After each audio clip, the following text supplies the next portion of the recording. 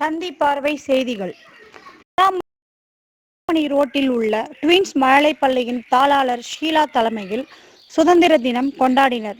இந்நிகழ்ச்சியில் பள்ளி குழந்தைகள் தேசிய கொடி அசைத்தவாறு வந்தே மாதரம், ஜெய்ஹிந்த் என்று சொல்லிக்கொண்டு முக்கிய வீதிகளில் ஊர்வலமாக தேசிய கொடியை அசைத்து கொண்டு வந்தனர்.